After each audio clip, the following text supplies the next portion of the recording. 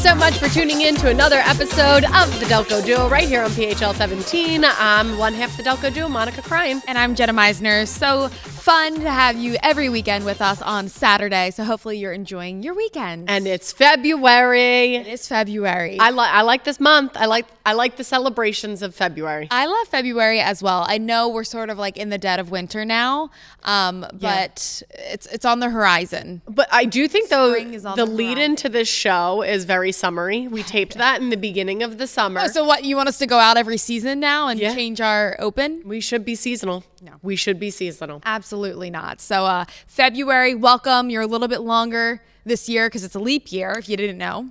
Right. Leap years are weird. It's every 4 years? Yes, every 4 years. It's just so that the calendars can kind of get together. But what was I doing 4 years ago with this leap year? Can't remember. We were 2020 working here. Was it the pandemic? Delco Duo was not a thing, but It was 2020, so Yes. it had to be the pandemic, right? February? Pandemic. Right before the shutdown in I don't know why. March. Never bring up the pandemic. All right, let's get to our debrief because unlike 2020, there are a lot of activities This February. that are happening. Okay. So our friends at Visit Delco, love you guys. Yes, thank you. They always have a number of great things happening. So we thought it would be fun, the first show of the month, to sort of give you a list Yes. of maybe some things that you want to do around Delaware Festivals, County. Parties, Theater. activities. There's so many shows. So many shows. Yes. And Jenna and I could come up with this list ourselves, but we would miss a lot of important things. So thank you again, Visit Delco. We're starting with one of our first events, and we have a full screen for this, Flight on Ice. So that's been happening through the winter, but it ends at the end of February. So it started, I think, December. It did. But this is the last month that you can go and ice skate Right, your so I heart think that's out. important. That's important. Enjoy it. It is so much fun. There's so much to do there. It's not just an ice skating rink. It's a really fun place to hang. And then the Lunar New Year, the Lion Dance on State Street, that's happening next weekend on February 10th. So that seems really fun. Wow. And then Media Theater, Rogers and Hammerstein, Cinderella, the youth edition, like the young edition. That's the 17th through the 25th. Love the Media Theater. Have been many a time. Mm-hmm. And then this one, the Lansdowne Folk Club. You really rock Jenna's world. Yeah. Tell me more about this, Jenna. So Harmonious Whale is a trio that will be performing. You thought it was like a I thought type it was of... No, that is the name of a trio that will be performing on 2/22. And apparently they have like a big following. So the Lansdowne Folk Club is going to be hopping. Can you please do a Harmonious Whale with me? I don't even know where to... I'll go down, you go up. Ready? 3, 2, 1. Okay, now that we've done felt that. I feel like that was like felt that. good, like, whew, now we're ready to solve your issues. Should we always do a Harmonious Whale before the... That's the name of their band, okay? You get, if you're watching Harmonious Whale, can't wait to see you in Lansdowne on the 22nd. We had way too much fun. Yeah, obviously a lot of stuff's happening in February, but those are some things that we picked out of the list. And then we'll have March at the beginning of next month. Okay. All right. This was Jenna's idea. She's Miss Creativity. I'm just along for the ride. Let's get to our first issue of the evening. Okay. This is coming from Ben from Brookhaven. Okay, he says, my brother-in-law is getting married and no children are allowed at the wedding except theirs. I told my wife I would stay home with our 3 while she went to the wedding. Her brother is not happy with that decision. I don't blame him, Ben. I don't blame the brother. You don't blame the brother-in-law. So you think that it is warranted to be angry that Yes. Ben is not attending this wedding? Absolutely. Even though it's his sister, the guy getting married, it's his sister that is still going. I'm like, whoa, what do you mean? Like, you're my brother-in-law. Mm-hmm. I want my sister to have a fun time. I want you to have a fun time. You're part of my family. And are you not a part of the wedding party? I'm wondering because my brother-in-laws were groomsmen at our wedding. Yes. So I would just assume that your sister's a bridesmaid and you might be, I mean, maybe they're not having a large wedding party or lots of questions about that. Right. But I think that Ben was a little too quick to be like, I'll watch the kids. Like, did you look for a sitter? You have to especially in-law of the wedding, but not even that. I mean, when you're just a friend, when you're an acquaintance, you're still expected to find a babysitter.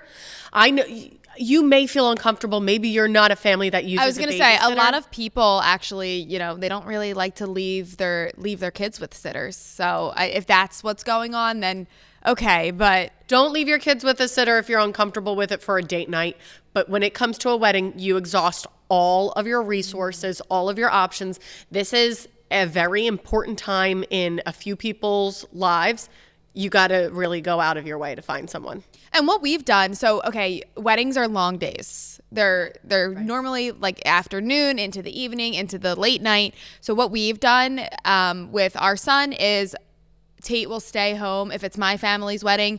Tate will stay home for a part of it, and then he'll join the reception later, and we'll get a sitter for the end of the night, mainly when the kids are sleeping. So I'm wondering, like, how old are your children? That could be an option. Right. Someone's just coming, putting them to bed, and absolutely, you can still be a part of this big moment for your family. That's what I think is. This is a big thing for your family, and you want to be there. And the pictures, I'm thinking, like, a lot of people take big family pictures. Like, you're married. You are married into this family. You're a part of the photo sesh. Sometimes I think people forget, like, you got to go out. You got to do things. When you become a parent, you got to go out, do things with your wife. This is a fun date night for you and your wife to sit there, have a nice meal, be a part of the family. Open bar.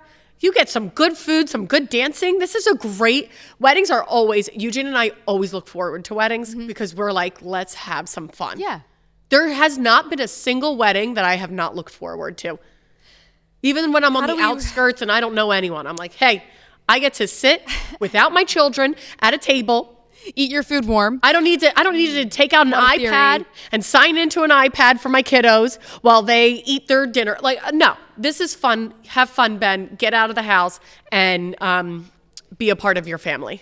I'm trying to think how we remedy this. The brother's not happy because now if he's like, I'll come, do you think it's all better? Or do you think the brother's still in the back of his mind going to be like, well, a little bit, but that little bridge has already been burned. Yeah. But you focus on the big bridge. Yeah, you focus on the bigger bridge, the Commodore Barry, as opposed to the. We will babysit Ben. Betsy Ross. We are great babysitters. I think we'd be good babysitters, right? No, I'm not babysitting anymore. I'm done. When you have your own when you have your own kids, the last thing you want to do. Babysitter. I have offered my babysitting services to you as just like, I understand you're at your last resource. I can help you. I don't want to do it, but I'll do it. Good luck, Ben. Get to the wedding. All right, coming up next, we are talking about grocery stores and annoying things that people do in them because we all have a list of things that we don't like happening at the grocery store. It was hard to narrow it down. Stick around.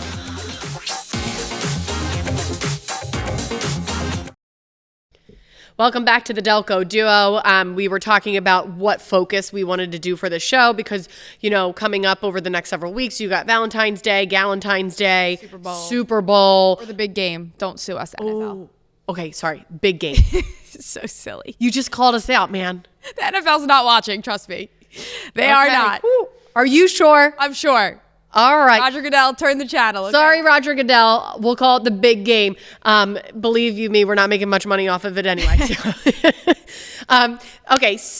But next week is the week before both Valentine's and Super Bowl. So that'll be more of our focus for the next show. Yeah.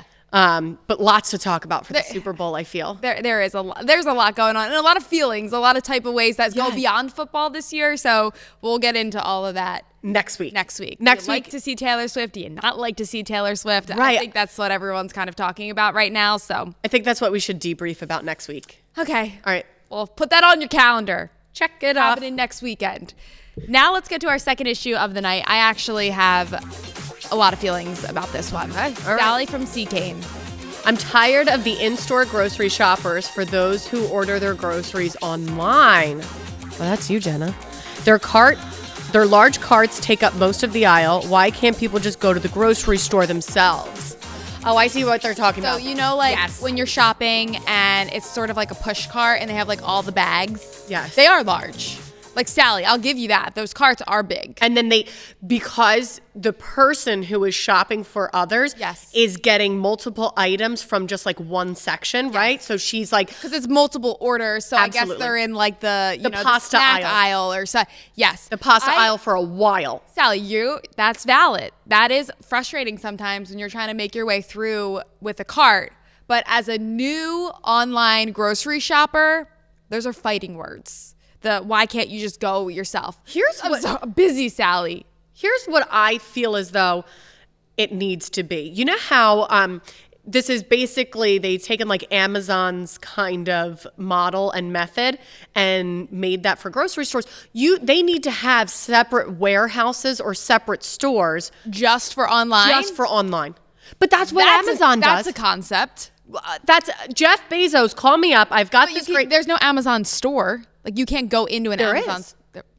Are you Amazon talking about grocery? Okay, we're talking about groceries. I thought you meant like Amazon products. But I think like there are Amazon stores.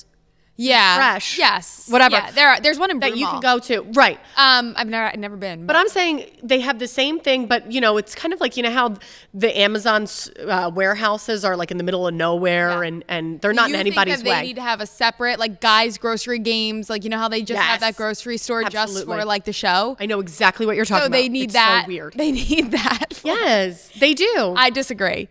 That's a lot. But everything's going to online. Why are we still shopping online out of a brick and mortar? It doesn't make any sense. But then I think the brick and mortar is going to shut down. Because if more people are shopping online, then they don't need all this food in a grocery store. Well, I don't want brick and mortars to shut down. That's not what I'm... I don't want that. We got to look at the numbers. We got to look at how many orders are coming, like what's more popular. I still feel when I go in the grocery store, there's still a lot of people there. And that's why I've actually stopped going as much and have done more online. Right. Because I want it to be quicker. I want to, I'm not, I feel as though, and I don't want the brick and mortar, like Giant. I love Giant. Mm-hmm. Giant needs to have like a store in the middle of, or not even a store, just an area. In the middle of nowhere, warehouse meant for the direct shoppers. Someone just goes through and picks for and then it goes out online. Interesting concept. I'll give you that. I don't know how it would. I feel that I'm surprised that one of them's not surviving. The solely online store or the in-person store, one of them is not going to survive that. I still love to go food shopping in person. I used to love it, but now I feel like I'm like the Amazing Race because I'm trying to get everything before the baby gets cranky and doesn't want to be there anymore. Yeah, so it's so much less stressful just to be like online, fill up your cart. I will say I hate the substitutions though. When the person just picks whatever they want. Right. When they don't have it, they're just like, this is the same thing, right? I just feel like I get a lot of inspiration as I'm walking down those aisles. You spend more money. When you grocery shop in person, I've noticed I spend a lot more money than when I'm like doing it online because you're literally searching for the product. But like you said, you get inspired or if you go to the grocery store hungry, it's over. Oh, no. I never go to the grocery store hungry. But I'm like, oh, that marinade looks really good. Let me do that. Whereas I just feel like it's tough online to even start to think about what I need for the week. So I still am total go to the store. And I do not get annoyed by those carts. We totally made full screens of things that annoy us at the grocery store. Okay, so let's take a look at things that bother us. Okay. Here's mine. Don't read the ingredients directly in front of the product. Let's keep it moving. You grab it off the shelf, you put it in your cart. If you want to examine it, get out of the way. Don't put your stuff on the conveyor belt before I'm done checking out. Oh my gosh, this makes my blood boil at the self-checkout when I'm like already rushing enough because I understand it's supposed to be snappy and I see someone's groceries coming up the conveyor belt. Finally, don't leave your cart in the middle of nowhere. This applies for both in the store and also in the parking lot. Don't make those people's jobs harder that have to collect all the carts. Me and you basically have the same thing. Don't stand looking too long. Like when you're looking at, because if you're standing in front of me and I want to get something, I'm pushing you out of the way. Push your cart to one side, please. There needs to be arrows, like which way the carts go, like a road. Like there needs to be like a road in the Remember, aisle. It used to be like that during the pandemic? They had arrows and everybody had to walk down. It's a lot more organized. All right, and then my last one. Don't order 3 items or more at a counter. So like the deli counter? Yeah. I never go to the deli counter. I don't know. I don't know this all the struggle. Time. Now I don't. But I can't stand when you're like behind someone and you're like, all right, my turn's next. And then the person's like, Chicken cutlets. Oh, actually, can I do this cheese? And you know what? I'm gonna add. Can I taste this? Oh God, please. You would die in Costco with all the samples. Oh no. I don't do Costco. I just think like the standing too long, and I understand like you might be hard of seeing but like just move out of the way, especially the fridges. Comparing prices, looking at calories. That's what I mean.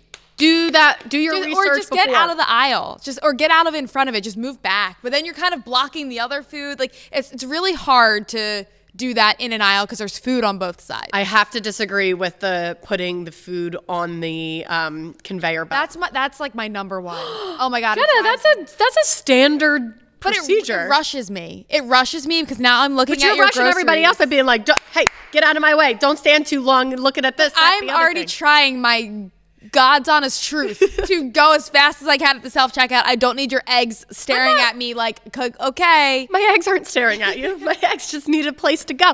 I'm not rushing you. I'm just putting my stuff ahead of time. If you see me in the grocery store and I'm self-checking out, don't put your stuff on the conveyor belt. If I see Jen at the grocery store, I'm turning around and waiting in the parking lot until that girl exits the building because I am not shopping with you. Oh gosh, I hate it. Okay, and like the little things that like separate the groceries, no. We're gonna set it to break. Standard. And when we come back from break, we'll have one of our own issues. I could talk about this issue all night long.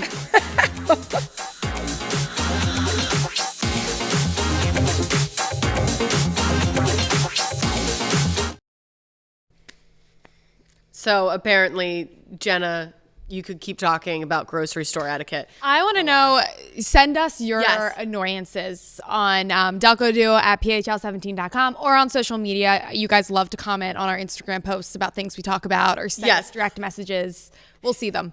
Sometimes though, and I forget because we put all of this stuff on YouTube, Spotify. Everywhere. So sometimes people will watch at a later date and then comment. I'm like, I have no idea what you're talking about. Instant amnesia. It's like we do the show and then it's like, wait, what's a grocery store? Yes. Okay. All right. So our next issue is my own issue. And I feel like we've had maybe these talks before. It's obviously to do with my husband.